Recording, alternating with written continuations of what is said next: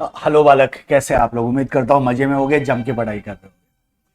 हमारे previous lecture में we have started our first topic, current trends in capital budgeting, जिसमें हमने impact of inflation को समझा था। इम्पैक्ट ऑफ इन्फ्लेशन को मैं आपको एक शॉर्ट रिकैप दे देता हूँ, फिर हम आगे बढ़ेंगे।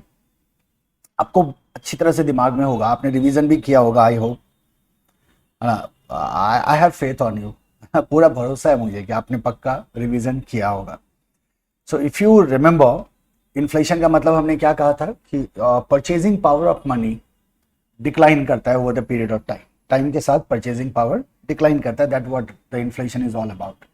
ऐसा क्यों हो रहा था? Because the prices of services and goods increases gradually, right. हमने ये सीखा था यहाँ कि इन्फ्लेशन रेवेन्यू एंड कॉस्ट दोनों को रेज करता है, और इसका एविडेंस हमने देखा था। We have taken an example, और उस एग्जाम्पल के थ्रू हमने इस बात को भी देखा था कि इन्फ्लेशन क्या करता है, रेवेन्यू एंड कॉस्ट दोनों को रेज करता है, दोनों को इंक्रीज करता है। फर्दर वी हैव सीन कि whenever we have to calculate, when we go for, let's say we have certain projects, 2 project है या 3 प्रोजेक्ट है, या हम किसी पर्टिकुलर प्रोजेक्ट को इवेल्युएट कर रहे हैं। So in that case we have to calculate NPV, we know that. और एनपीवी के कैलकुलेशन में हमने कहा था, जब आप cash flow and discounting rate को यूज करोगे, that should be adjusted with inflation. यहाँ रूल बहुत सिंपल था। If the cash flow is nominal, then nominal discounting rate will be used, and if the cash flow is real, then real discounting rate will be used. That what we have seen. The net revenue after adjustment for inflation will be equal to the revenue in current terms. ये भी हमने देखा था। Difference between real and nominal, इसको भी हमने brief किया था मैंने आपके लिए, कि नॉमिनल का मतलब होता है that is with inflation, means if it is non nominal it means inflation is adjusted. Real का मतलब होता है विदाउट इन्फ्लेशन। सो इसको हमने देखा था। और नॉमिनल को रियल में कैसे कन्वर्ट करें, cash flow and discounting rate दोनों को हमने समझा था। जब हम कैश फ्लो को, रियल कैश फ्लो को नॉमिनल में कन्वर्ट करने की बात करते हैं, एट दैट टाइम हमने 2 सिनेरियोज लिए थे। और द सिनेरियो ए में हमारा था कि inflation rate will be same for all years. Let's say inflation rate is of 10% and the expected life of the project is 4 years। So चारों साल के लिए जो इन्फ्लेशन रेट होगा that will be same, that is 10%। That was the one scenario. In second scenario we have seen that the inflation rate changes every year. हर एक साल inflation rate क्या हो रहा है, चेंज हो रहा है। कल लेक्चर के लास्ट में आप याद करो, आपके प्रीवियस लेक्चर के लास्ट में मैंने आपको एक बात मेंशन करी थी। मैंने आपसे कहा था कि ये भी पॉसिबल है कि रेवेन्यू के लिए जो इन्फ्लेशन रेट हो और कॉस्ट के लिए जो इन्फ्लेशन रेट हो, दैट माइट बी डिफरेंट। जैसे मैं अगर if you see something like this in problem, की जो रेवेन्यू है, inflation rate applicable for revenue is 10% and the inflation rate applicable for cost is 8%, so that is okay. हमें उसमें कोई problem नहीं है। मल्टीपल इन्फ्लेशन रेट को भी हम डील करने का तरीका कल हमने समझा था, आज हम प्रैक्टिकली उसको देखेंगे। फर्दर हमने दोनों तरह से देखा था कि किस तरह से हम कन्वर्ट कर सकते हैं दोनों सिचुएशन में। And then after we talked about converting the discounting rate. So real discount rate is equal to 1 plus nominal discount rate divided by 1 plus inflation rate minus 1।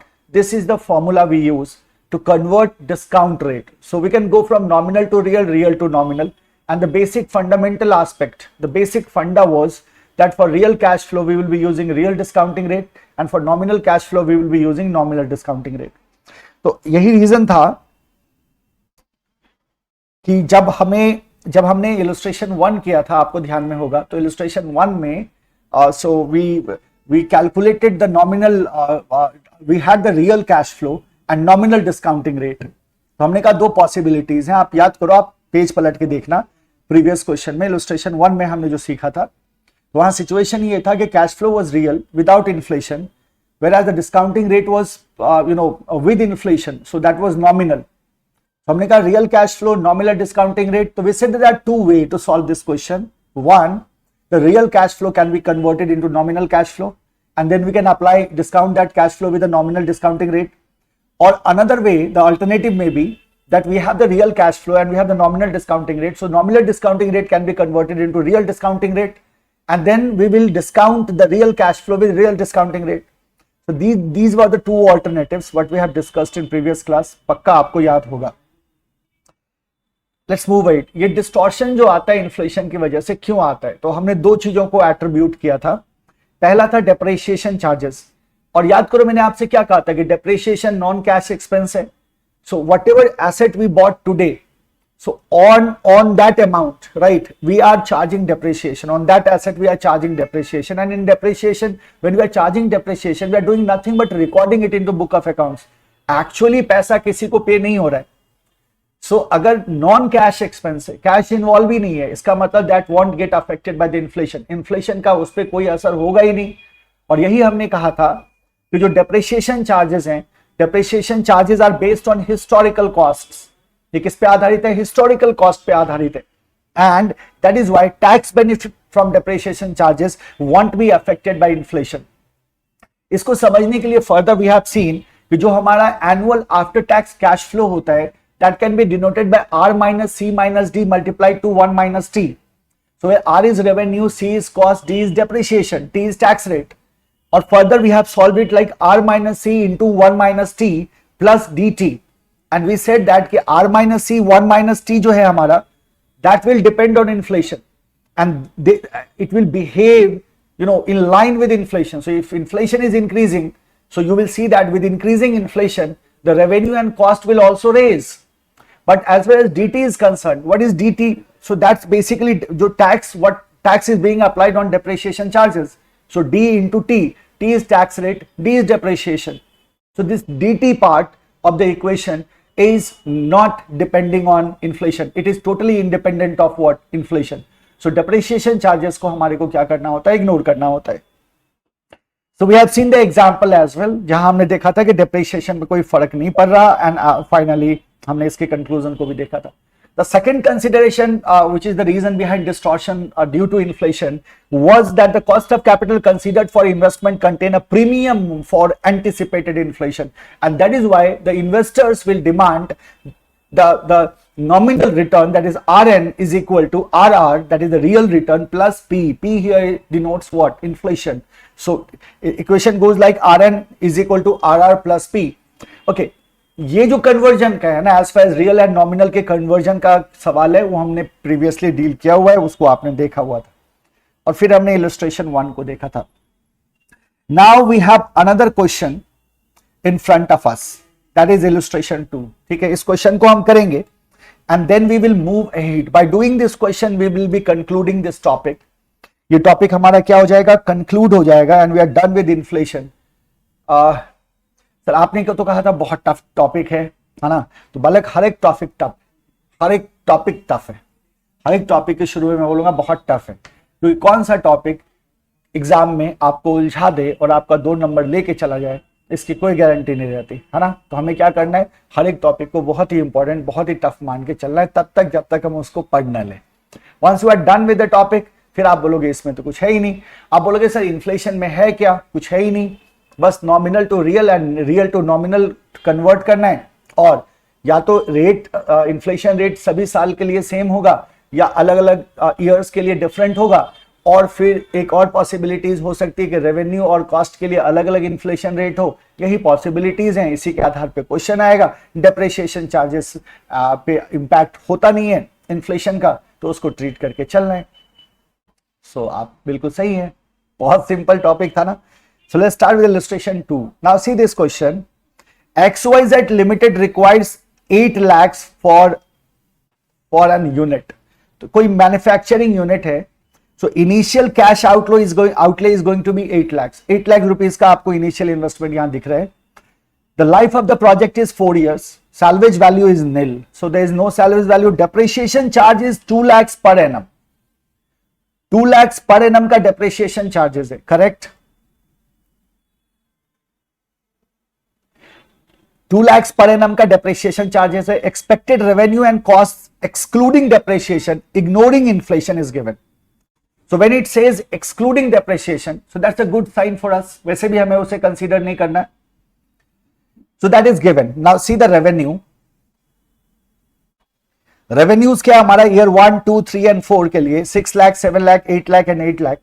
Likewise we have the cost 3 lakh, 4 lakh, 4 lakh and 4 lakhs. tax rate is 60% and cost of capital is 10% including inflation premium. So cost of capital is 10% including inflation premium.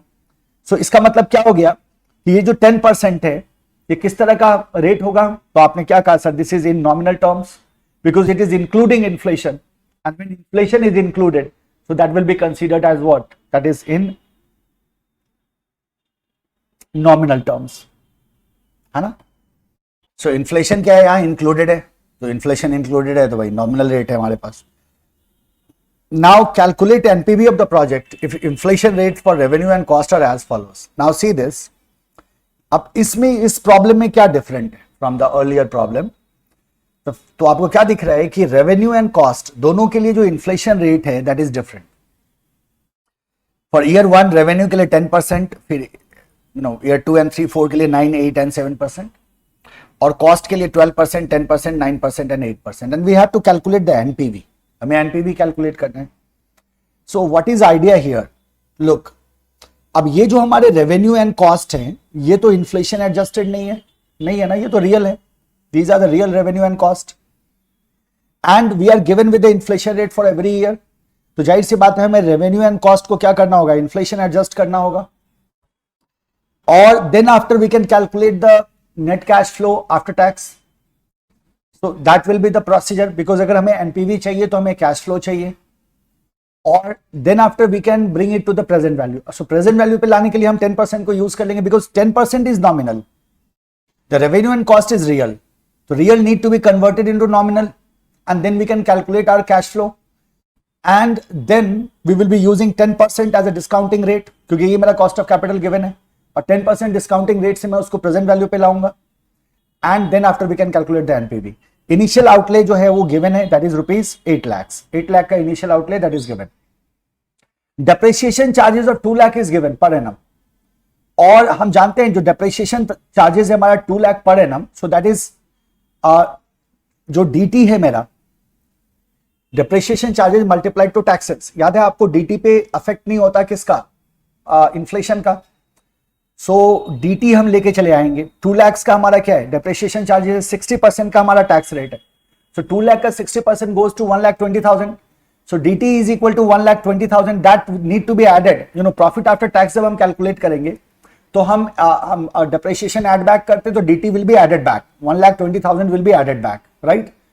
तो और in this way we can calculate our cash flow and then we can discount it and we can calculate our NPV. That will be the procedure. चलिए solve करते हैं इसको, ठीक है? तो हमने क्या कहा सोल्यूशन में? सबसे पहले हमें क्या करना है? तो सबसे पहला जो स्टेप होगा हमारा, let's say step 1, calculation of inflation adjusted revenue. Inflation adjusted revenue. Calculation of inflation adjusted revenue. और चूंकि हर एक साल का रेट अलग है इन्फ्लेशन रेट, तो हमें वो वाला फॉर्मूला लेके आना होगा. सो पहला कॉलम में ले लो आप ईयर, दूसरे कॉलम में ले लो रेवेन्यू और तीसरे कॉलम में ले लो inflation rate. IR here inflation rate, और फिर ले लो inflation adjusted revenue. इस तरह से कितने कॉलम बन गए आपके जी? 1 2 3 and 4, right? So year 1, year 2, year 3 and year 4.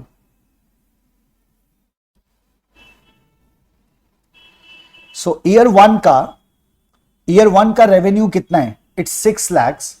Year 2 का 7 लाख और 3 एंड 4 का 8 लाख. तो 6 lakhs का रेवेन्यू है ईयर 1 का. ईयर 2 का रेवेन्यू है 7 lakhs.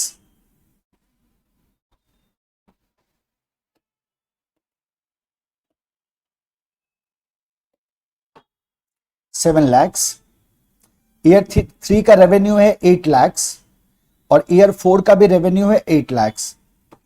As far as inflation rate is concern, year 1 का इन्फ्लेशन रेट है 10%, 2 का 9%, 3 का 8% एंड 4 का 7%. So we got our inflation rate as well.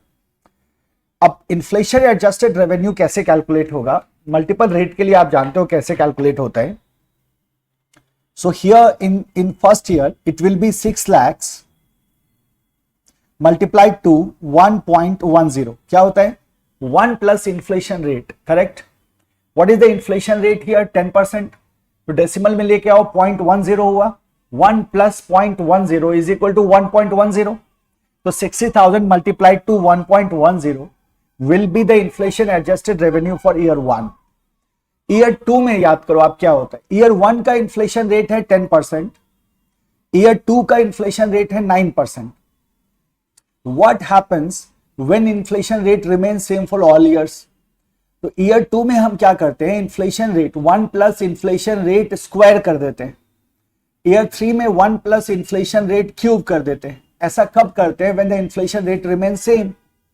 लेकिन अगर हर एक साल का इन्फ्लेशन रेट अलग है, तो पहले साल का इन्फ्लेशन रेट है 10% और दूसरे साल का इन्फ्लेशन रेट है 9%, so it will go like, जो मेरा रेवेन्यू है that is of 7 lakhs, that will be multiplied to the 1 plus inflation rate of year 1, and inflation rate of year 1 is 10%, multiplied to 1 plus inflation rate of year 2, that is 9%। so हमारा equation ऐसा बन जाएगा 7 lakhs multiplied to 1.10 multiplied to 1.09, right. Year 3 के लिए आ जाओ, अब year third year में क्या है, 8 लाख का रेवेन्यू है और हमारे पास अब ईयर 1 का इन्फ्लेशन रेट 10%, ईयर 2 का इन्फ्लेशन रेट 9%, ईयर 3 का inflation rate 8%, so it will go like 8 lakhs multiplied to 1.10 multiplied to 1.09 multiplied to 1.08, correct. अब आ जाओ फोर्थ ईयर में, सो लाइकवाइज फोर्थ ईयर का हो जाएगा 8 lakhs multiplied to 1.10 multiplied to 1.09 multiplied to 1.08 multiplied to 1.07। so in this way we can calculate the inflation adjusted revenue, ठीक है। so ये कितना होता है, जरा फटाफट सॉल्व करो इसको। Year 1 is 6 lakhs multiplied to 1.10,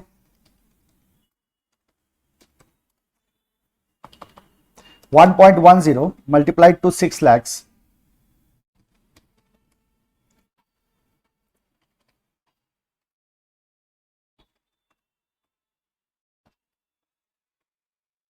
$6 lakhs 60,000, 6 lakhs 60,000 for year 1। Second का है 1.10 multiplied to 7 lakhs,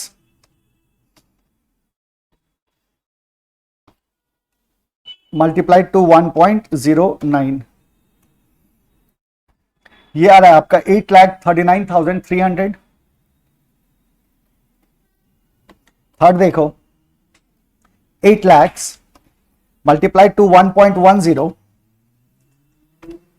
multiplied to 1.09 multiplied to 1.08, so this goes to 10,35,936, 10,35,936, and for last year is 8 lakhs multiplied to 1.10 multiplied to 1.09 multiplied to 1.08 multiplied to 1.07, so this goes to 11 lakhs 8,451.52 है, तो 52 कर दो, round of कर दो, तो 51.52 है, तो 52 हम इसको कर सकते हैं 11,08,452।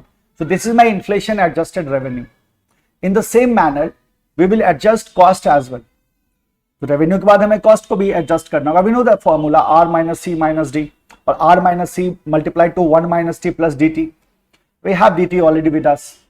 तो हमें क्या करना होगा सेकेंड पार्ट में, सबसे पहले अब we have to adjust cost as well. So cost को एडजस्ट करने के लिए हमने क्या कहा, calculation of inflation adjusted costs, calculation of inflation adjusted costs। so we have year, then we have cost, then we have the inflation rate, और फिर आ जाते हैं inflation adjusted cost पे, inflation adjusted cost पे आ जाते हैं।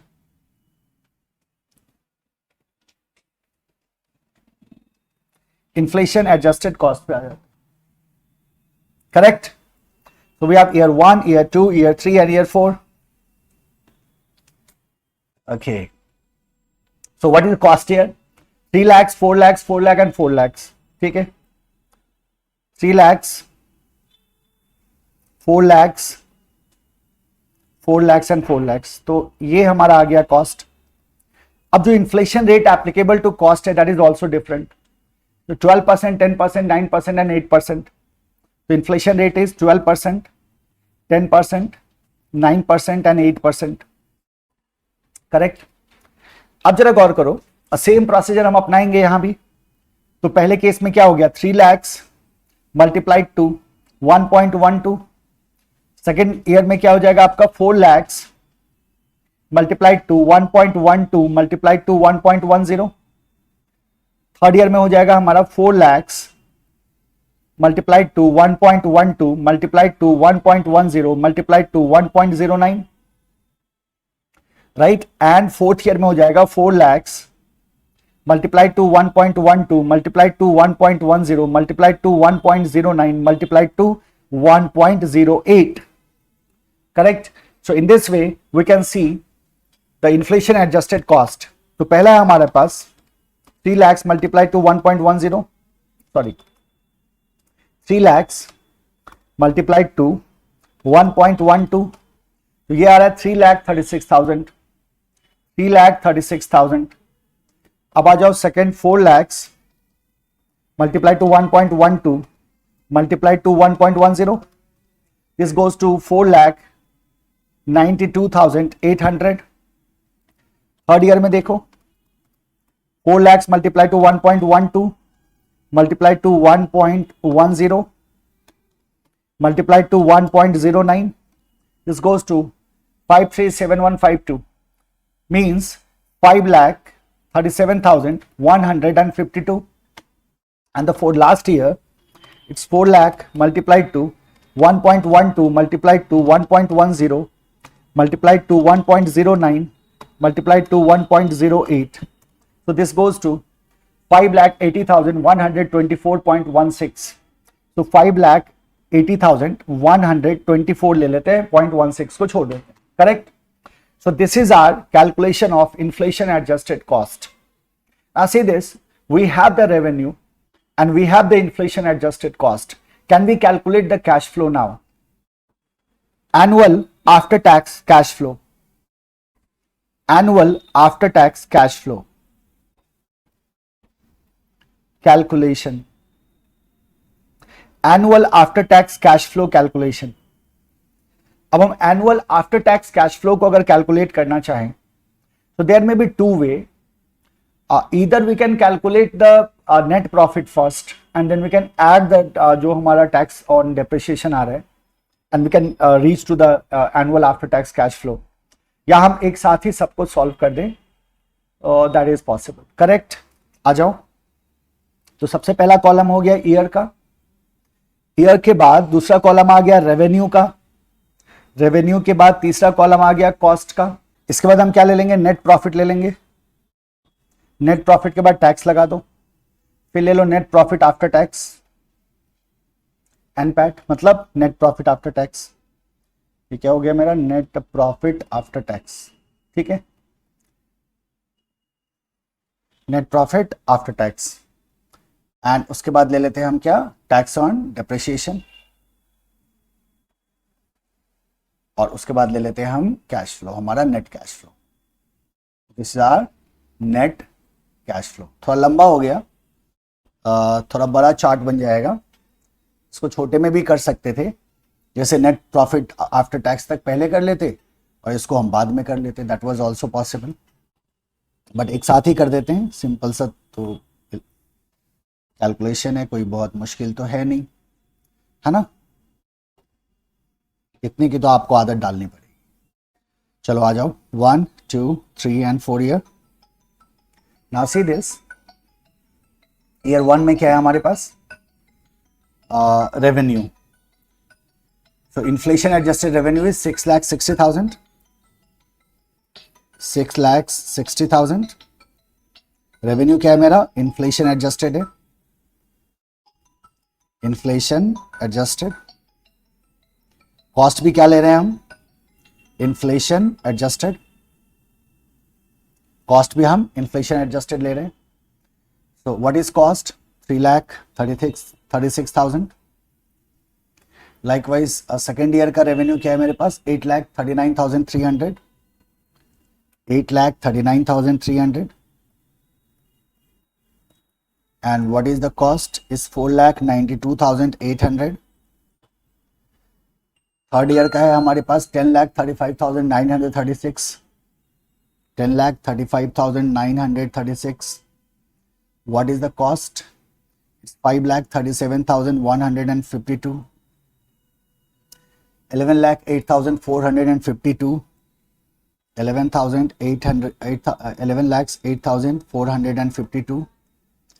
And what is the cost? It's 5,80,124, 5,80,124. So this is our revenue and cost for 4 years. Correct? Now see this net profit. So what is net profit? Net profit is R minus C. So if you number it 1, 2, 3, 4, 5, 6 and 7. So it's what? 1 minus 2. है ना? So revenue minus cost. तो 6,60,000 minus 3,36,000, इसको करो 60,000 minus 3,36,000. This gives you 3,24,000, 8,39,300 minus 4,92,800. This gives you 3,46,500, 10,35,936 minus 5,37,152. ये हो रहा है 4,98,784 और फिर है 11,08,452 minus 5,80,124. This gives you 5,28,328. ये आ गया आपका नेट प्रॉफिट. नेट प्रॉफिट तक तो बहुत सिंपल है, R minus C. Correct. Now we have to apply tax. Tax कितना है, 60%. और टैक्स किस पे लगेगा, नेट प्रॉफिट पे लगेगा. तो 3,24,000 का 60%, 3,24,000 मल्टीप्लाइड टू 60%, तो ये आ रहा है आपका 1,94,400. सेकेंड में देखो 3,46,500, 60% टैक्स लगाओ, ये आ रहा है आपका 2,07,900. करेक्ट. 4,98,784, 60% लगाओ इसका, तो ये आपका आ रहा है 2,99,270.4. तो 270 लेके आगे बढ़ो. 5,28,328, 60%. So this goes to 3,16,996.8 है, तो 97 कर देते. ठीक है. So this is your tax. So what will be the net profit after tax? Net profit after tax will be 3 minus 4. है ना. नेट प्रॉफिट से क्या हटा देना है, टैक्स को हटा देना है. नेट प्रॉफिट को टैक्स से हटाएंगे, we will get the net profit after tax. So 3,24,000 minus 1,94,400, तो ये आपका आ जा रहा है 1,29,600. 3,46,500 minus 2,07,900. So this gives you 1,38,600. Then you have 4,98,784 minus 2,99,270. This gives you 1,99,514. And then you have 5,80,124 minus, sorry, 5,28,328 minus 3,16,997. So this goes to 2,11,331.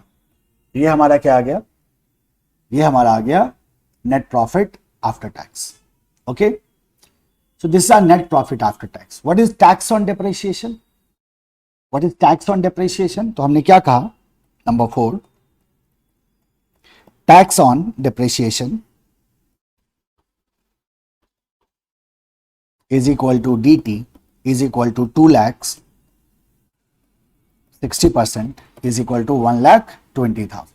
ठीक है, so tax on depreciation is 1,20,000 and that will be annual था, तो same क्या होगा, applicable हो जाएगा चारों साल के लिए. so 1,29,600 प्लस 1,20,000 कितना आ गया, 2,49,600. फर्दर देखो 1,38,600 प्लस 1,20,000, ये आ रहा है आपका 2,58,600. Likewise 1,99,514 plus 1,20,000. So this comes to 3,19,514. Last है आपका 2,11,331 plus 1,20,000. This gives you 3,31,331. Correct? तो ये हमारा क्या हो गया, this is our cash flow. Now see this. So we have calculated the cash flow and that cash flow is what, inflation adjusted. Means this cash flow is what, nominal cash flow. या cash flow कैसा है, ये nominal है because this is inflation adjusted cash flow. Now after getting the inflation adjusted cash flow, यहां हम इसको mention कर दें, certainly it is what, nominal cash flow. This is inflation adjusted. This is inflation adjusted. Correct? तो चलो देखो हमें क्या कैलकुलेट करना है, we have to calculate the NPV and for that cost of capital nominal discounting rate is 10%, that is including inflation and so that is given. So what is NPV, how can we calculate the NPV? तो आप क्या बोलोगे, calculation of net present value. ठीक है, calculation of net present value. Now see this, year आ गया, then we have cash flow, और ये जो कैश फ्लो है ये कैसा है, तो हमने कहा सर ये मेरा नॉमिनल कैश फ्लो है, इन्फ्लेशन एडजस्टेड कैश फ्लो है. As far as discounting factor is concerned, देखो क्वेश्चन क्या कह रहा है कि हमारे पास 10% कॉस्ट ऑफ कैपिटल है including inflation premium. So this is our nominal discounting rate. तो हमारा डिस्काउंटिंग कितने पे होगा, 10% पे होगा. तो discounting factor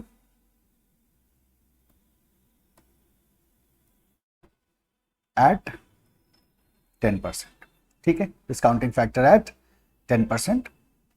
so we will go for present value. कहां चले जाएंगे, प्रेजेंट वैल्यू पे.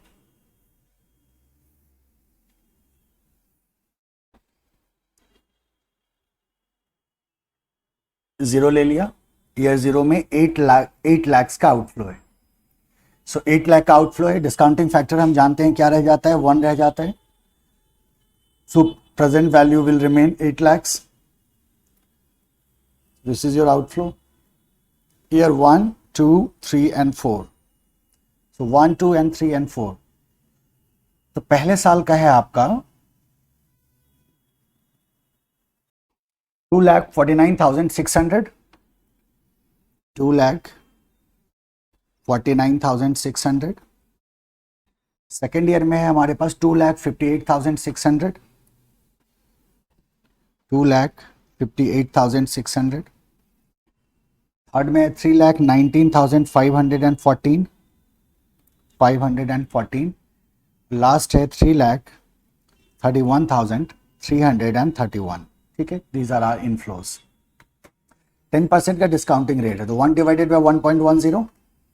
पहले साल का आ गया 0.909, सेकेंड आ गया 0.826, थर्ड का आ गया 0.751 and 0.683. Correct? Now see the present value. 2,49,600 multiplied to 0.909. This gives you 2,26,886.4. तो हटा दो 0.4 को, इग्नोर करते हैं, आगे बढ़ो. 2,58,600 multiplied to 0.826. This gives us 2,13,603.6. तो 604 ले लेते हैं. Then we have 3,19,514 multiplied to 0.751. So we are at 2,39,955.014 है. 55 ले लो. Then we have 331 multiplied to 0.683.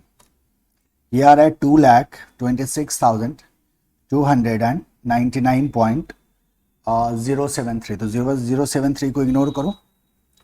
So what's the NPV here? So NPV हमारा कितना हो जाएगा? Let's see. 2,26,886 plus 2,13,604 plus 2,39,955 plus 2,26,299. So that's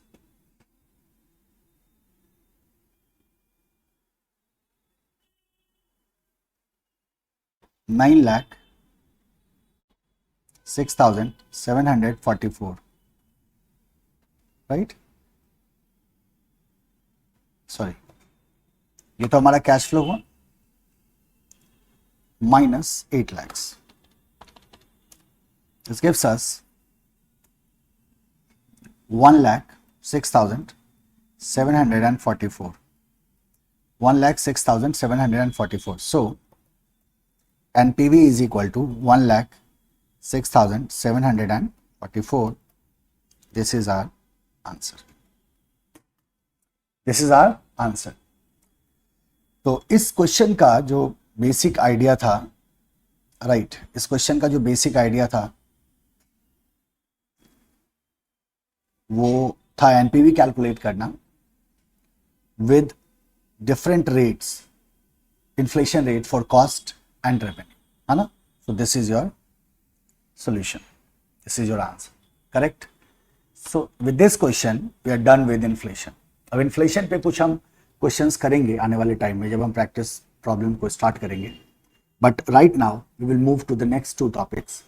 हमने सीखा था इस बात को, there are various factors which affects the capital budgeting. इसमें सबसे पहला फैक्टर हमारा इन्फ्लेशन का था. So we are done with inflation. Now will go to the next two topics, change in technology and change in government policies. ये दोनों ही जो aspect हैं ये थ्योरेटिकल एस्पेक्ट हैं, इस पर हम ज़्यादा टाइम नहीं देंगे, but theory point of view से हमें इसे भी कवर करते हैं. सिलेबस में हम कुछ नहीं छोड़ने जा रहे हैं, हम कवर सब सारी चीज़ों को करेंगे, बट फोकस एरिया हमें मालूम है कि हमें कहाँ ध्यान देना है, कहाँ से प्रॉब्लम्स आएंगी एग्जामिनेशन में जिसे हमें सही तरह से सॉल्व करना है, right. So let's move ahead. तो हम लोग मूव करेंगे सेकंड, और सेकंड क्या है हमारा, impact of change in technology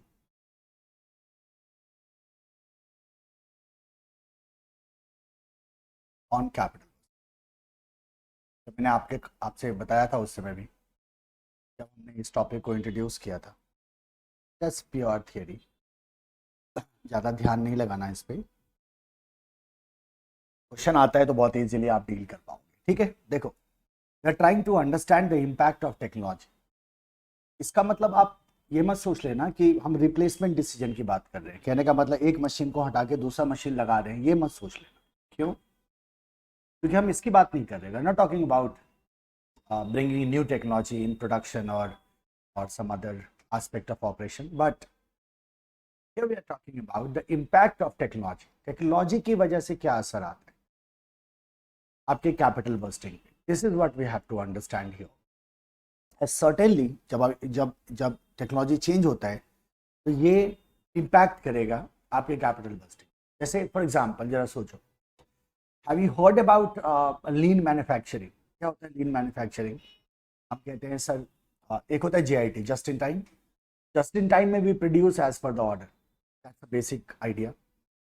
और के साथ अगर हम सिक्स सिग्मा लेके आते हैं, then we get something called as lean manufacturing. तो आइडिया क्या है कि when we introduce technology in production, then our production efficiency increases, our output, our productivity increases। तो अगर प्रोडक्टिविटी इंक्रीज होता है तो क्या इसका इम्पैक्ट कैपिटल बस्टिंग डिसीजन पे नहीं होगा? तो आप बोलोगे डेफिनेटली होगा। There are lot of reasons जिससे आप क्या कर सकते हो, इंडिकेट कर सकते हो that change in technology is going to impact the capital budgeting decision, and that what we have to discuss here. क्या कह सकते हैं, ज्यादा टाइम इस पे नहीं देंगे, फटाफट इसको नोट कर लो। कैसे पूछा जा सकता है यहाँ से, अगर उन्हें क्वेश्चन, थियोरेटिकल क्वेश्चंस अगर एग्जाम में आते हैं तो कैसे पूछ सकते हैं? तो they may ask you the reasons behind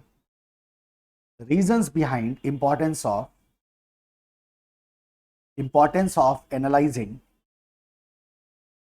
impact of change in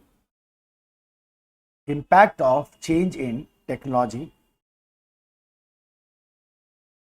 on, C भी लिख दो, कैपिटल बस्टिंग, आप फुल फॉर्म लिख लेना। या फिर ऐसे भी पूछा जा सकता है, why it is important to analyze impact of change in technology on capital busting। दोनों तरह से सेम चीज को पूछा जा सकता है कि क्या रीजंस हैं जिसको हम हाईलाइट कर सकते हैं behind no the importance we are giving to the impact of change in technology. Impact of change in technology का इंपॉर्टेंस क्यों है and why we are studying it, इसके पीछे क्या रीजंस हैं। तो रीजंस को लिस्ट करो और एक शॉर्ट डिस्कशन करके हम आगे बढ़ जाएंगे। सबसे पहला रीजन हमने अभी अभी डिस्कस किया, that is alter production process. With introduction of technology, production process में be altered. Not only that, let's talk about the cost of capital. अगर हम टेक्नोलॉजी को यूज करते हैं तो उस कंडीशन में कॉस्ट ऑफ कैपिटल में also reduce, reduction in cost of capital. Talk about the delivery time. अब मान लो प्रोडक्ट डिलीवरी की हम बात करें, टॉक अबाउट क्वालिटी। अगर हम क्वालिटी की बात करें तो प्रोडक्ट डिलीवरी भी इंप्रूव होगा एंड क्वालिटी भी इंप्रूव होगा। So improved product delivery and quality, improved product delivery and quality, ये दोनों क्या होगा, इंप्रूव होगा। विद एडवेंट ऑफ टेक्नोलॉजी या with introduction of technology in business, जो लाइफ साइकिल होता है प्रोडक्ट का, that can be shortened, that can be decreased. और अगर लाइफ साइकिल को आप डिक्रीज करते हैं तो in that case sale will increase. Technology का इंपैक्ट सेल पे भी देखने को मिलता है and your sales volume increases,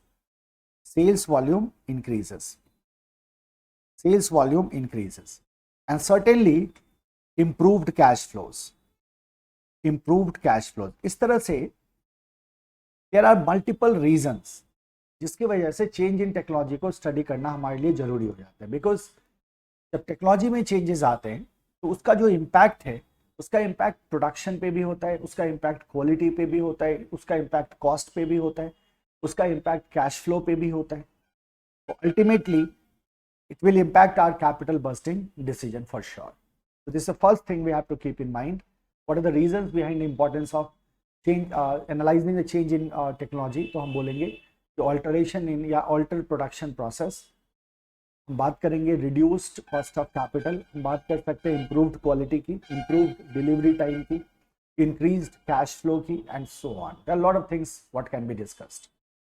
So this is your first aspect regarding the technology। What is second aspect? Second aspect is that various ways, मतलब incorporate हम कैसे करें, that what we are going to see now। various ways in which impact of change in technology can be incorporated in capital busting decision,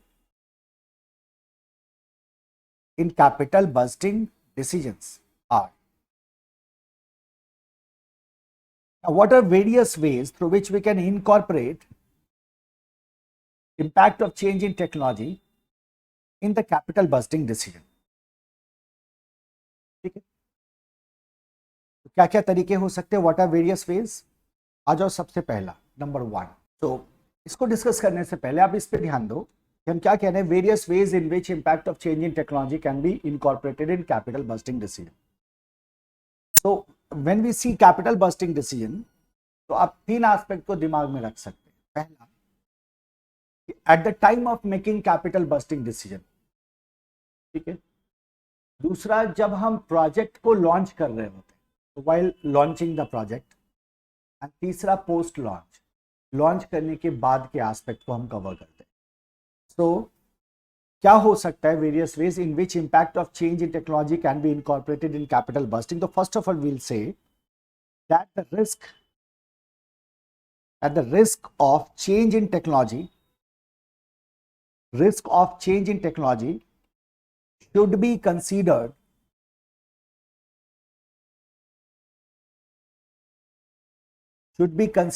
using various techniques,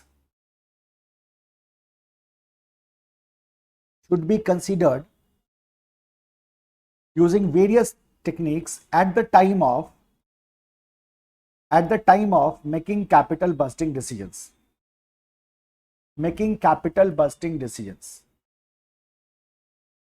Like, अब कौन कौन से technique है बताओ, आप क्या कह सकते हैं? तो we talk about the sensitivity analysis, we talk about the scenario analysis, right? We talk about the simulation analysis. So there are certain techniques available what we can use to see the risk of change in technology, and we can incorporate that into our capital busting decision making. So like हमने क्या कहा, sensitivity analysis,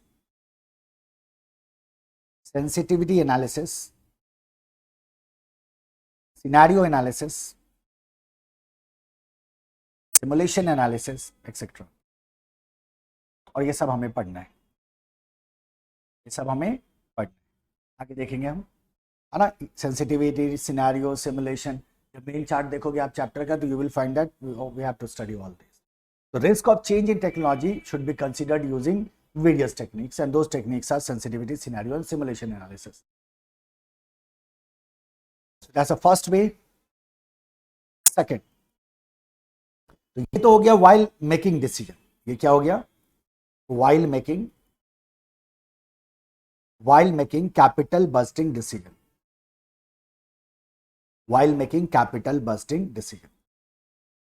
ठीक है। अब आते हैं B part.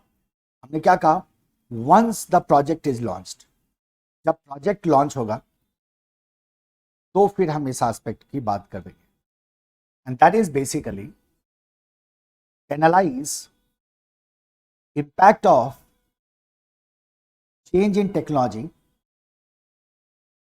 और हमेशा याद रखना कि चेंज में भी पॉजिटिव और negative, and revise estimates in monetary terms. So what we can do is, after the launch of project, हम impact को एनालाइज करते हैं, और अगर जरूरत हो तो हम estimates को रिवाइज कर देते हैं in monetary terms. While decision making, we see the risk of change using various techniques. And when the project is already launched, then we analyze the impact and we revise the estimate if needed. आते हैं third aspect पे। ये कब हुआ? After launch. क्या कह देंगे इसको? After launch, of project. So after launch of project, what we will test? The continuation of the project, कि feasible है या नहीं। If continuation of project proves to be viable, unviable कर दो, unviable, then look for abandonment. तो क्या करोगे आप, उस प्रोजेक्ट को अबेंडन कर दोगे। अबेंडन करने का मतलब छोड़ देना। So various ways to incorporate impact of change in technology in capital budgeting decision में हमने 3 एस्पेक्ट को डील किया, 3 वेज इनफैक्ट। पहला, while making capital busting decision to consider risk we use different techniques, scenario simulation, sensitivity, that what we have to study, वहां देखेंगे risk कैसे incorporate होता है। Second aspect is, once the project is launched we see the impact, analyze the impact and we revise estimate accordingly. And third में हमने कहा था, in the continuation of project is viable or not, that what we can check after the launch of the project. तो continuation को check करते हैं, continuation की viability को चेक करते हैं। इफ इट इज अनवायबल, मतलब अगर ये पॉसिबल नहीं है प्रोजेक्ट को कंटिन्यू करना, in that case we will abandon it. हम क्या करते हैं, इसको अबेंडन कर देते हैं। तो ये है आपका बेसिकली इम्पैक्ट ऑफ टेक्नोलॉजी जो आपको ध्यान में रखना है। तो दो इंपॉर्टेंट एस्पेक्ट बनते हैं इम्पैक्ट ऑफ टेक्नोलॉजी में। दोनों ही शॉर्ट नोट्स टाइप का क्वेश्चन है, दोनों ही क्या है, शॉर्ट नोट्स टाइप का क्वेश्चन है। हमसे वेरियस वेज पूछे जा सकते हैं, हमसे रीजंस पूछे जा सकते हैं importance of analyzing impact of technology on business, या आपसे वेरियस वेज पूछे जा सकते हैं in which impact of technology can be incorporated in capital budgeting decision. बस ये 2 एस्पेक्ट है जिसको ध्यान में रखना है, करेक्ट। ज़्यादा टाइम नहीं देते हैं, फिर ये एक नज़र देख लेना बस। आगे बढ़ो और चलते हैं सेकेंड पार्ट पे, सेकेंड पॉइंट पे। पहला था इम्पैक्ट ऑफ टेक्नोलॉजी, दूसरा है इम्पैक्ट ऑफ गवर्नमेंट पॉलिसी, जो थर्ड हमारा एस्पेक्ट था, है ना। Impact of change in government policies on capital busting decisions. Okay, so I have a question for you, ठीक है, I have a question for you, जरा ध्यान देना।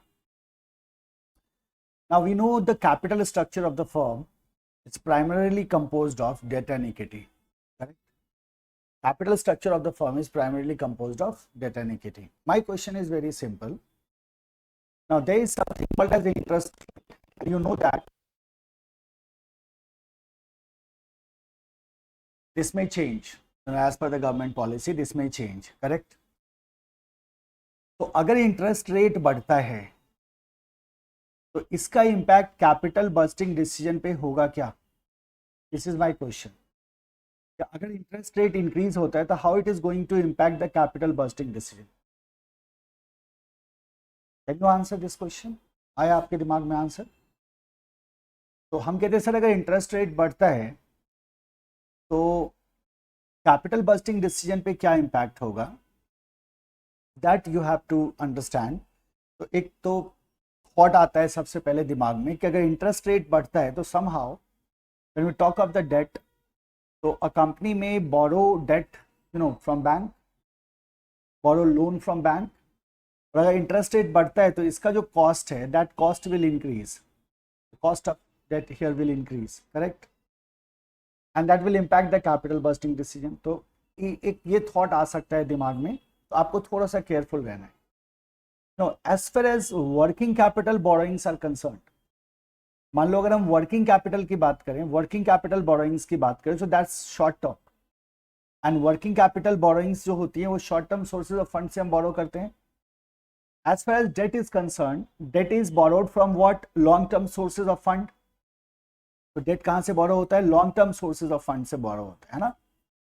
इसीलिए आप ये कहोगे कि इंटरेस्ट रेट के फ्लक्चुएशन से जो डेट है इस पे जो इम्पैक्ट होता है वो इतना रेलेवेंट नहीं रहता, because it is borrowed from long term sources of fund, but change in interest rate will certainly impact the working capital, because ये शॉर्ट टर्म से हम बोरो करते हैं। तो वर्किंग कैपिटल को क्या करता है, ये डेफिनेटली इम्पैक्ट करता है।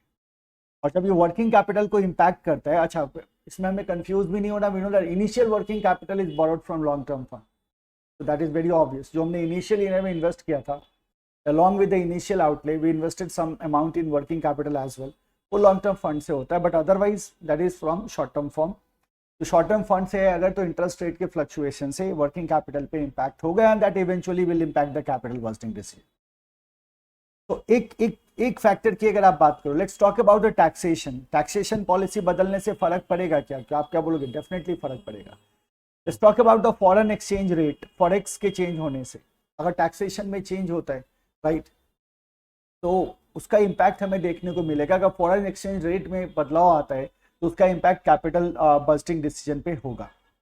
तो फॉरेक्स कैसा मैटर हो गया, ये इंटरनेशनल मैटर हो गया। ये कैसा मैटर हो गया, ये इंटरनेशनल मैटर हो गया। और ये इंटरेस्ट रेट कैसा मैटर हुआ, तो हम कहते हैं सर ये एक तरह का डोमेस्टिक मैटर हो गया। So when you have to see the change in change in government policy on capital bursting decision, you have to keep one thing in mind, जो बड़ा ऑब्वियस है, जो मुझे बोलने की भी जरूरत नहीं है, that the impact of change may be positive as well as negative। तो सबसे पहले हम क्या कहते हैं, impact may be positive और negative। impact may be positive और it may be negative। Change का इम्पैक्ट पॉजिटिव भी हो सकता है, चेंज का इम्पैक्ट नेगेटिव भी हो सकता है। It is analyzed under two headings। It is analyzed under two headings। दो हेडिंग्स में इसको एनालाइज करते हैं। What do you mean by this? तो ये सेम चीज है जो हम यहाँ डिस्कस कर रहे थे कि डोमेस्टिक और इंटरनेशनल दोनों एस्पेक्ट को हम क्या करते हैं, एनालाइज करते हैं। तो यहाँ टू हेडिंग्स, हम यहीं से दो हेडिंग बना देते हैं। क्या टाइप का बन जाएगा, केरी है, मिनिमम कंटेंट रखना है, आसानी से ध्यान में रहेगा। So we are talking about two headings। One is the domestic, one is the international। तो पहला हो गया impact of change of policies on domestic capital bursting decision, on domestic capital bursting decision। and likewise हमारा हो जाएगा impact of change in policies on international capital budgeting decision. International capital budgeting decision, तो domestic पे impact और international पे impact, दोनों पे हमें इंपैक्ट देखने को मिलेगा। तो उसको दो हेडिंग में एनालाइज किया जाता है, impact on domestic point of view and impact from international point of view. अगर आप डोमेस्टिक की बात करें तो हमने क्या कहा, सबसे पहले कुछ बुलेट्स हम बना लेते हैं। चेंज इन इंटरेस्ट रेट, क्या कहा हमने, change in interest rate. Change in interest rate, क्या डेट पे फर्क पड़ता है, तो हम कहते हैं नहीं। अगर इंटरेस्ट रेट की बात करें तो ये कॉस्ट ऑफ कैपिटल को इंपैक्ट करेगा, ये वर्किंग कैपिटल को इंपैक्ट करेगा, बट कैपिटल बस्टिंग डिसीजन पे बहुत ज्यादा असर नहीं डालता। क्यों नहीं डालता, because debts are borrowed from long term fund. As far as working capital is concern, ये वाला एस्पेक्ट आपको कंसीडर करना होगा। This will impact your capital budgeting decision, ठीक है। So change in interest rate is one aspect। Then we can talk about, इसको A कर देते हैं, ठीक है, फिर B में आ जाते हैं। Let's talk about the fiscal policy। Domestic में fiscal policy will play an important role, because fiscal policy के बारे में हम क्या कहेंगे, it forms the basis of tax rate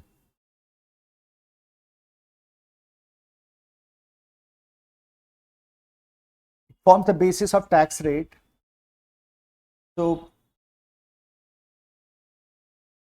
आप जानते हो ना, fiscal policy, tax rate, taxation इसी में डिसाइड होता है। It forms the basis of tax rate, right. और जो कैश फ्लो है that will be dependent on that how tax rate is being depreciated, है ना। तो इस पे तो फर्क पड़ेगा, टैक्स रेट से हमारे कैश फ्लो पे फर्क पड़ेगा। तो it forms the basis of tax rate and annual cash flow, and annual cash flow is independent on the rate of depreciation of tax rate। Cash flow किस पे depend करता है, rate of depreciation of tax rate पे depend करेगा। तो in this way दो important aspect है, one is the fiscal policy, one is the change in interest rate. Fiscal policy में we are talking about the tax rate. तो interest rate and tax rate, दो aspect को ध्यान में रखना है as far as domestic impact is concern. Domestic capital budgeting decision में impact of government policy is concern. So we have to keep two aspect in mind, one is the interest rate and one is the tax rate. Interest rate and tax rate, ये दो aspect को ध्यान में रखना। इसको आप लिख दोगे, your answer will be correct, ठीक है। Now talk about the impact of change in policies on international capital busting decision। इसमें जो सबसे पहला हम रखेंगे that will be our foreign exchange rate. Foreign exchange rate that will impact our capital busting decision. And the second one, change in tax rate on foreign income. Foreign income पे अगर tax rate change होता है तो इससे impact होगा. In the same head we can also talk about change in provision of अच्छा, double tax आप जानते हो ना, डबल टैक्स अवॉइडिंग एग्रीमेंट जिसको कहा जाता है DTAA. इसमें अगर किसी तरह का चेंज आ गया तो international capital budgeting will get affected. So when we talk of the government policies, there are two aspects: impact of change in policies on, domestic capital busting decision. Here we will be talking about two factors: interest rate is the one and the tax rate is another. As far as impact of change in policies on, international capital busting decisions are concerned, यहाँ भी दो को ध्यान में रखना है. एक forex को ध्यान में रख लेना है, एक टैक्स रेट को ध्यान में रख लेना है, एंड अगर ज्यादा दिमाग में रखना है एक और पॉइंट तो DTAA को ध्यान में रख लेना है, डबल टैक्स अवॉइडिंग एग्रीमेंट, अगर इसमें किसी तरह का चेंज आता है तो. This is your government change in government policies and change in technology, and this all about your current trends in capital budgeting. तो current trend in capital budgeting में हमने कहा था 3 फैक्टर हैं जो कैपिटल बस्टिंग को इम्पैक्ट करते हैं. पहला इन्फ्लेशन था, दूसरा चेंज इन टेक्नोलॉजी था, और तीसरा चेंज इन गवर्नमेंट पॉलिसीज था. इन्फ्लेशन से प्रॉब्लम आएगा. गवर्नमेंट पॉलिसीज एंड टेक्नोलॉजी जो है ये प्योर थ्योरी कॉन्सेप्ट्स हैं जिसका ब्रीफ आपने देखा. इसमें कुछ भी ऐसा नहीं है जिसपे हम बहुत ज़्यादा टाइम दें. आप एक बार रीड करोगे आपको क्लियर हो जाएगा. फिर भी अगर कहीं कोई दिक्कत हो तो मैं अवेलेबल हूँ. Right, this is it. अब हम चलते हैं हमारे चैप्टर के 3rd सेक्शन में. याद करो हमने अपने चैप्टर को डिफरेंट सेक्शंस में तोड़ रखा है, and we are done with section 1 and section 2. तो 3rd सेक्शन हमारा क्या, अब 2 मेजर सेक्शंस हमारे बाकी हैं. एक लास्ट वाला है वो तो बहुत माइनर है, एक है रिस्क एनालिसिस, और एक तरफ फिर हम डिसीजंस करेंगे. तो now we are going to start the topic risk analysis in capital budgeting. तो हेडिंग क्या करेंगे अब, risk analysis in capital budgeting. ये हमारा तीसरा टॉपिक है. तो फर्स्ट सेकंड थर्ड सेक्शन है, तीसरा 3rd सेक्शन है ये हमारा. नंबरिंग देख लेना, हमने शायद ABC किया हो या 1 2 3 किया हो, अकॉर्डिंगली कर लीजिएगा. Risk analysis in capital bursting. Risk analysis in capital bursting. Risk analysis in capital bursting. CA intermediate level पे जब हम फाइनेंशियल मैनेजमेंट को पढ़ते हैं तो फाइनेंशियल मैनेजमेंट में हम रिस्क की बात नहीं करते. जिस तरह से हमने इन्फ्लेशन को इग्नोर किया था वैसे ही हम रिस्क को भी इग्नोर करते हैं. हो सकता है आप में से कुछ बच्चों ने अगर पहले पढ़ा हो तो पहले FM में risk analysis in capital bursting करके एक चैप्टर होता था. बट अभी जो अमेंडमेंट आया है, इस अमेंडमेंट में उस चैप्टर को वहां से हटा दिया गया है पूरी तरह से. यानी कि अब CA इंटरमीडिएट लेवल पे वो रिस्क एनालिसिस नहीं पढ़ाते, ना ही CA इंटरमीडिएट लेवल पे इन्फ्लेशन का जिक्र है. CA इंटरमीडिएट लेवल पे हम ये मान के चलते हैं कि जो कैश फ्लो गिवन है वो कैश फ्लो को लेके हम सर्टेन है. वहाँ किसी तरह की अनसर्टेनिटी, किसी तरह का रिस्क को आप कंसीडर नहीं करते. बट ये एडवांस्ड फाइनेंशियल मैनेजमेंट है और सर्टेनली आपको इन्फ्लेशन एंड रिस्क को कंसीडर करना होगा. So as far as inflation is concerned, we already covered it, though under different heading, but we know that impact the cash flow and ultimately the NPV. And likewise, अगर हम बात करें risk की तो यहाँ अब हम रिस्क को समझने जा रहे हैं, रिस्क को कवर करने जा रहे हैं. तो we have to understand first of all क्या प्रोसेस होना चाहिए. हमारा प्रोसेस होना चाहिए कि we should discuss on what is risk and what's the difference between risk and uncertainty. No, risk अलग चीज है, uncertainty अलग चीज है. There is a thin line difference, though that is used interchangeably, but risk and uncertainty are different things. So we will have discussion on that. Then we will see different internal and external factors जहाँ से risk आता है, and we'll start with techniques. अब इसमें हमारे पास techniques हैं. As you know, we have statistical techniques, we have conventional techniques, and there are certain other techniques as well.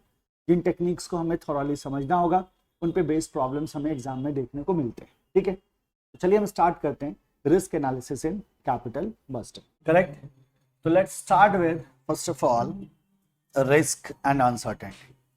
अच्छा, risk क्या होता है? अब इसको तो बहुत ज़्यादा बात करने की हमें ज़रूरत नहीं है, आप समझ सकते हैं इसको, है ना। तो दोनों ही टर्म इंटरचेंजेबली यूज होते हैं। बहुत ज़्यादा आप देखोगे कि रिस्क का मतलब हम समझते हैं अनसर्टेन, और रिस्क में भी कुछ डिग्री ऑफ अनसर्टेनिटी तो होगी ही होगी। But what is the difference? अगर डिफरेंस समझने की बात आए तो डिफरेंस हम किसको कह सकते हैं? Look, when you are having sufficient information based on which you can have the probable distribution of cash flow, and if that is known, तो उसको रिस्क कहते हैं। अनसर्टेनिटी में the probable distribution of cash flow is not known.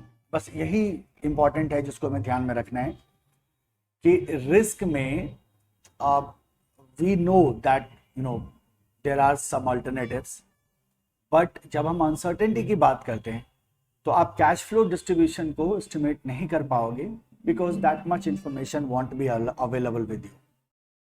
मतलब ये है मेरा कि अगर एक लाइन में हम समझे रिस्क को और अनसर्टेनिटी को, तो आप कहते हैं probability distribution of cash flow is known in the case of risk. Probability distribution of cash flow is known, of cash flow is known, जबकि अनसर्टेनिटी में इट इज कंप्लीटली अननोन। जब हम अनसर्टेनिटी की बात करते हैं, then you will say no information is known, no information is known to formulate probability distribution of cash flow. No information is known to formulate probability distribution of cash flow. हालांकि दोनों क्या होता है, interchangeably use होता है। So that's the basic difference. Risk में probability distribution of cash flow is known, whereas in the case of uncertainty there is no information is known based on which we can formulate the probability distribution of cash flow. ठीक है, so we have to adjust the risk. Idea बहुत simple है। अब जरा सोचो, आपने cost of capital पढ़ा हुआ है, मैं आपको कुछ याद दिलाता हूँ, और आप हमेशा से एक बड़ा ही इंपॉर्टेंट प्रोवर्ब कहो उसको या लाइन कहो उसको, जो आप हमेशा से सुनते आए, that higher the risk higher the return. And why we say that? हम हमेशा ये कहते आए हैं कि higher the risk higher the risk higher the return. सुनते आओ ना आप। इसका क्या मतलब है? बेसिकली इसका मतलब है return should be in commensurate with risk. तो जितना रिटर्न चाहिए मुझे, उसके हिसाब से मैं रिस्क लेता हूं, या जितना ज्यादा रिस्क होगा मेरा एक्सपेक्टेड रिटर्न भी उतना ज्यादा होगा। मैं आपसे कॉस्ट ऑफ कैपिटल की बात कर रहा था, तो याद करो कि जब हम डेट की बात करते हैं और इक्विटी की बात करते हैं, सो डेट शेयर होल्डर को इंटरेस्ट मिलता है, a fixed rate of interest is applicable in the case of debt. और जो आपका ऑपरेटिंग प्रॉफिट है EBIT, उसी ऑपरेटिंग प्रॉफिट से आप इंटरेस्ट पे कर देते हैं। But in the case of equity share holder, जब आप इंटरेस्ट आपने पे कर दिया, टैक्स आपने पे कर दिया, आपने डिविडेंड पे कर दिया, फिर जो बचता है वो इक्विटी शेयर होल्डर का होता है। यानी कि इक्विटी शेयर होल्डर जो है वो ज्यादा रिस्क लेता है। और आप यहां से आप डिफरेंस देखते हैं कि जो कॉस्ट ऑफ डेट होता है वो कॉस्ट ऑफ इक्विटी से कम होता है। रीजन क्या है? रीजन बड़ा सिंपल है कि इक्विटी शेयर होल्डर की एक्सपेक्टेशन ज्यादा होती है, क्योंकि इक्विटी शेयर होल्डर ज्यादा रिस्क ले रहा होता है, राइट। तो बड़ी सिंपल सी अंडरस्टैंडिंग है ये कि अगर रिस्क ज्यादा होगा तो एक्सपेक्टेड रिटर्न भी क्या होगा? ज्यादा होगा। So if risk is high but return is not high, तो ऐसे सिचुएशन में कोई इन्वेस्टर क्यों इन्वेस्ट करेगा? टेल मी, करेगा इन्वेस्ट? क्या नहीं इन्वेस्ट करेगा।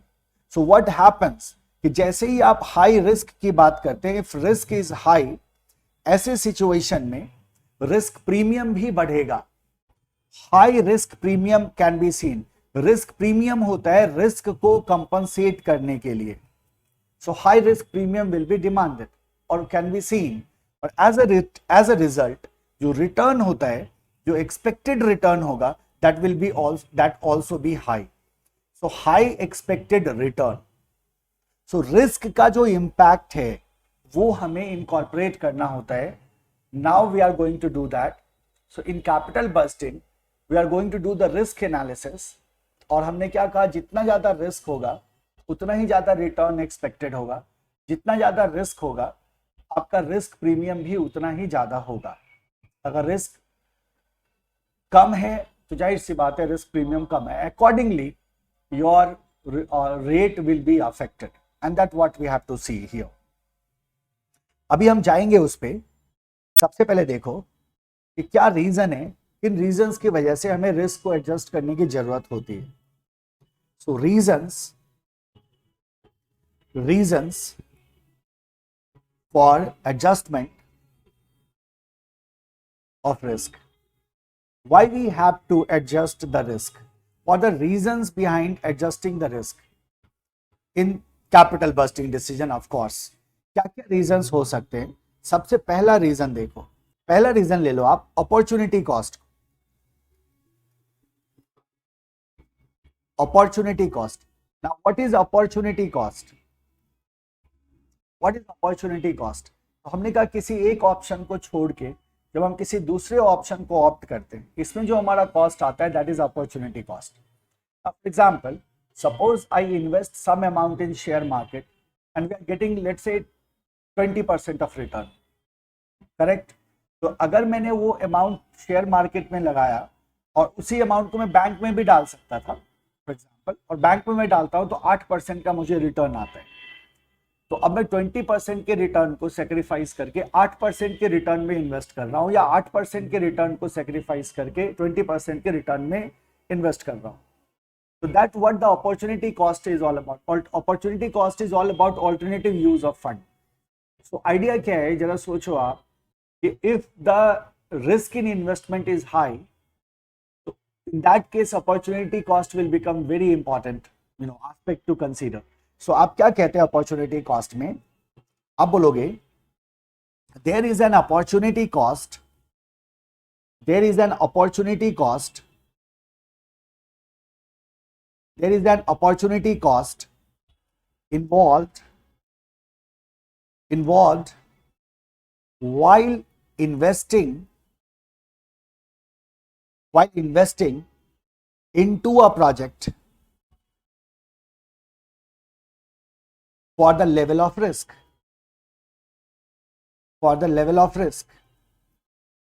right? So there is an opportunity cost involved, and that is why you will have to adjust the risk, right? इसके अलावा देखो, number 2, why adjustment is important,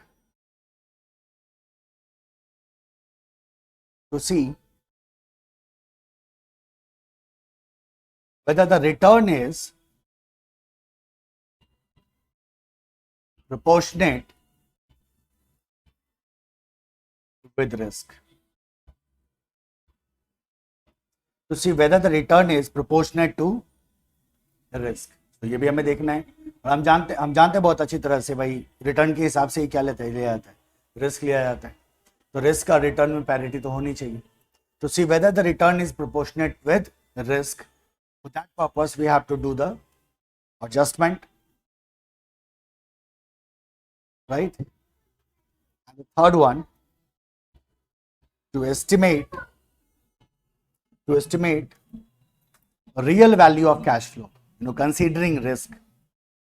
अगर हम रिस्क को कंसीडर नहीं करते हैं तो we won't be able to find out the real value of cash flow.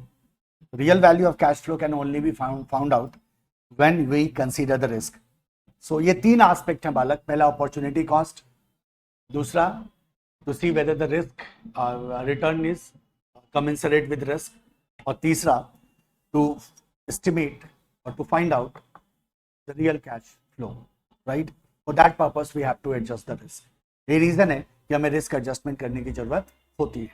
ठीक है, इसको ध्यान में रखते हुए now there are lot of factors which impact. इसको भी देख लेते हैं. internal and external factors affecting capital busting decisions.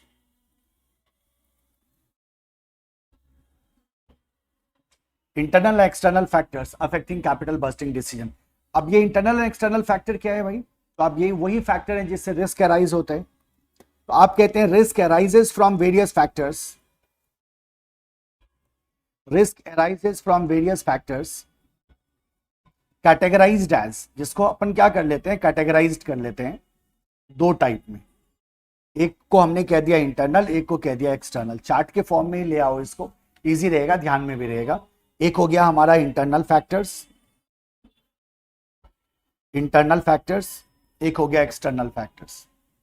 थोड़ी बोरियत हो रही होगी, मैं समझ रहा हूं, तेरी है, और इसको मैं इंटरेस्टिंग भी नहीं बनाना चाहता आपके लिए। आप जानते हैं बहुत अच्छी तरह से मैं थियरी को इंटरेस्टिंग बना सकता हूँ, बट मैं इसको कतई नहीं बनाना चाहता। बहुत ही ब्रीफ नोट है, एक नज़र डाल के रखना है, कॉन्सेप्ट की क्लैरिटी रहनी चाहिए, इससे ज़्यादा हमें इसका कोई काम नहीं है, ट्रस्ट में। Internal factor and external factor हम दोनों को एक साथ देख लो, बड़ा सिंपल सा कॉन्सेप्ट है, ज़्यादा समय नहीं देना है, राइट। लुक, इंटरनल फैक्टर का मतलब क्या हुआ? Factor inside the company, company से रिलेटेड होगा, कंपनी का इंटरनल फैक्टर होगा, तो उसको हम इंटरनल फैक्टर कह रहे हैं। तो इंटरनल से भी रिस्क आएगा। इसको हमने कहा कि this is basically internal to company. क्या कह दिया? Internal to company. Likewise external को क्या बोलोगे? External to company, external to company, ये कंपनी से बाहर की बात है। तो अगर मार्केट की बात कर लो, एक्सटर्नल टू कंपनी, कंपटीशन की बात कर लो, external to company, international market की बात कर लो, एक्सटर्नल टू कंपनी। लेकिन अगर प्रोजेक्ट स्पेसिफिक रिस्क है या कंपनी स्पेसिफिक रिस्क है, तो वो इंटरनल की कैटेगरी में आ जाएगा। तो जो आपका इंटरनल फैक्टर्स है ना, इसमें दो तरह के रिस्क आपको दिखाई देंगे। एक होता है project specific risk, project specific risk, और एक होगा company specific risk, company specific risk, project specific risk, company specific risk. Now what is project specific risk? हर एक प्रोजेक्ट का जो रिस्क लेवल होता है वो अलग अलग होता है, जाहिर सी बात है। तो हम कहते हैं जैसे एक हाइड्रो प्लांट आपको लगाना है या एक न्यूक्लियर प्लांट लगाना है, तो क्या दोनों प्रोजेक्ट का रिस्क सेम होगा? तो आप कहते हो बिल्कुल नहीं होगा, दोनों का रिस्क क्या होगा? अलग अलग होगा। आपको नया मशीन लेके आना है, कोई भी, मान लो फुल्ली ऑटोमेटेड और सेमी ऑटोमेटेड, क्या दोनों का रिस्क सेम होगा? बिल्कुल नहीं होगा, अलग अलग होगा। तो एक होता है प्रोजेक्ट स्पेसिफिक रिस्क, ये प्रोजेक्ट से रिलेटेड रिस्क है। क्या बोलते हो आप? Related to project, related to project and affect cash flow. Project से रिलेटेड है और प्रोजेक्ट के कैश फ्लो को अफेक्ट करता है। सीएफ, कैश फ्लो, ये तो हम शॉर्ट में यूज कर रहे हैं, अब आपके दिमाग में सेट हो गया होगा। So project specific risks are related to project and that will affect the cash flow, right. जैसे कि फॉर एग्जाम्पल, हमने कहा for example completion of project in scheduled time। क्या प्रोजेक्ट का कंप्लीशन शेड्यूल्ड टाइम में हो रहा है? हम जानते हैं if we fail to complete project in scheduled time, budget क्या होता है? इन्फ्लेट होता है, राइट। और हमारा प्रोजेक्ट जो होगा, जो कैश फ्लो होगा, that will get affected. So completion of project in scheduled time, या आप कहते हो error in estimation of resource allocation. Resource allocation के एस्टिमेशन में क्या हो जाना? एरर हो जाना, या इस तरह का कोई भी फैक्टर जो इंटरनल टू कंपनी है और प्रोजेक्ट से रिलेटेड है, प्रोजेक्ट स्पेसिफिक है। तो प्रोजेक्ट से रिलेटेड हमारे पास कई तरह के रिस्क हमें देखने को मिल सकते हैं। सेकेंड कैटेगरी है इंटरनल में कंपनी स्पेसिफिक रिस्क, मतलब जो कंपनी से रिलेटेड रिस्क। जैसे हम कहते हैं for example, let's say we talk about let's say two banks.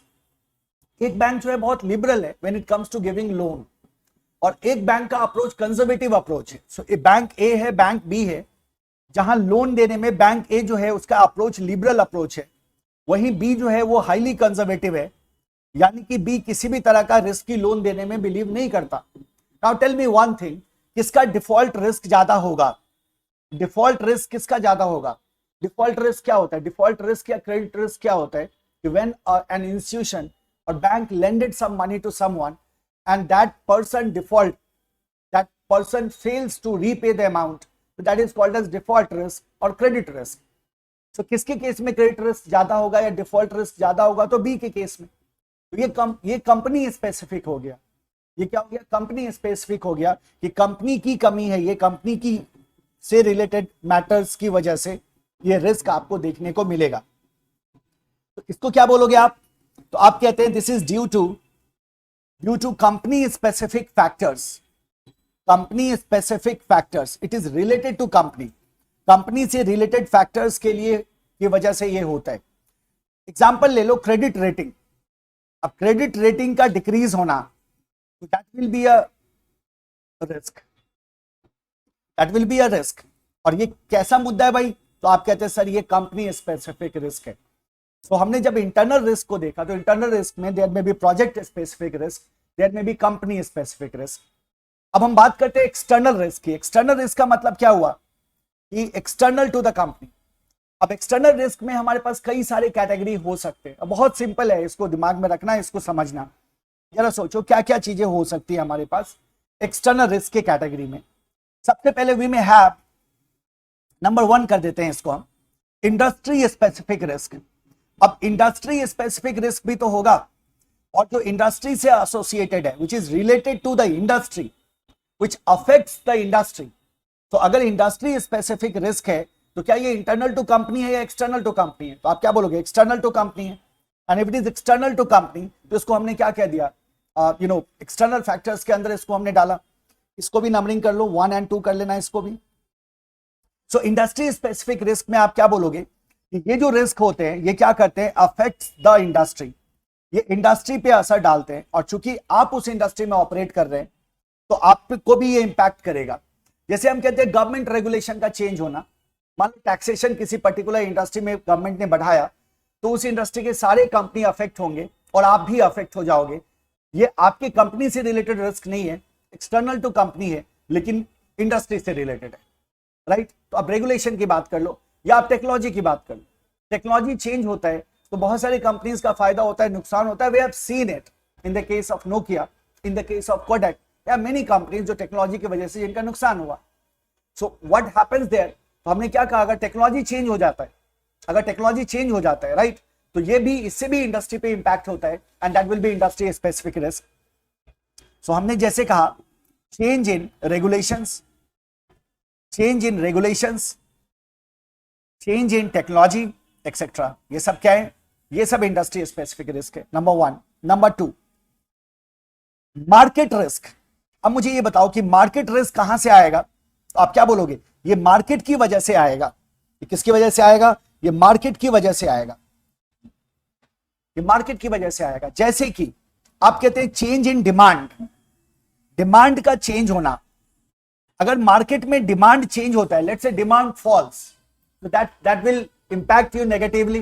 Demand increases, that will impact you positively. तो एक होता है डिमांड का चेंज होना, और डिमांड का चेंज होना is a kind of what? Market risk. Change in demand, change in demand के बाद क्या हो सकता है और क्या मार्केट रिस्क में आ सकता है? तो आप कहते हैं एंट्री ऑफ राइवल्स।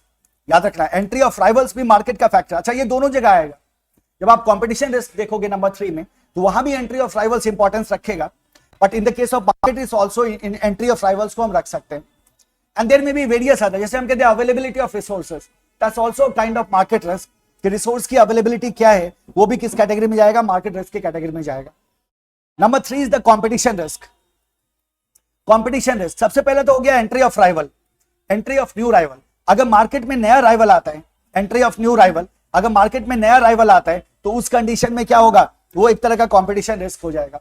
कस्टमर का अगर टेस्ट बदल जाता है, change in tests and preferences of customer, अगर कस्टमर का टेस्ट एंड प्रेफरेंस बदलता है तो वो उस कंडीशन में वो भी आपके लिए क्या होगा? किससे एसोसिएटेड रिस्क होगा? कंपटीशन से एसोसिएटेड रिस्क होगा। So that is your competition risk. फिर आता है risk due to economic condition.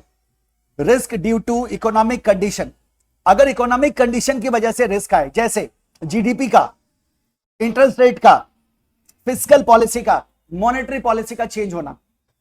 तो मॉनेटरी पॉलिसी चेंज हुआ, फिस्कल पॉलिसी चेंज हुआ, जीडीपी चेंज हुआ, तो इस सबका असर आपके बिजनेस पे होता है और ये सब आपके कंपनी के लिए रिस्क लेके आएगा। तो आप क्या कहते हैं? Change in GDP, interest rate, monetary policy, fiscal policy etcetera, monetary policy, fiscal policy etcetera, ये सब के सब क्या कहलाएंगे? Risk due to economic condition कहलाएंगे। Then comes the fifth category, international risk. International risk ये कहां से आएगा? तो आप बोलोगे सर ये आएगा ग्लोबल इकोनॉमिक कंडीशन से, ग्लोबल इकोनॉमिक कंडीशन से। जैसे हम कहते हैं restrictions on free trade, restrictions on free trade, restrictions on access to market. अगर फ्री ट्रेड पे रिस्ट्रिक्शन हो जाए, restriction on access to market, इसको भी लिख लो, restriction on access to market, market को एक्सेस करने पे रिस्ट्रिक्शंस आ जाए, तो ये सब के सब किस कैटेगरी में जाएंगे? इंटरनेशनल रिस्क के कैटेगरी में जाएंगे। सो अगर हम इंटरनल एंड एक्सटर्नल फैक्टर्स को देखें तो हमने कहा कि रिस्क बहुत सारे फैक्टर्स से आता है, ब्रॉडली दो पार्ट में कैटेगराइज कर सकते हैं, one is internal, one is external, which the risk which arises, something which is something related with the company, internal to the company, that is the internal factor। और जो external factors होती हैं उनसे भी risk आती है। The external factors are those factors which are external to the company, not directly related with the company। Of course relationship है, but company का मामला नहीं है, external to the company है।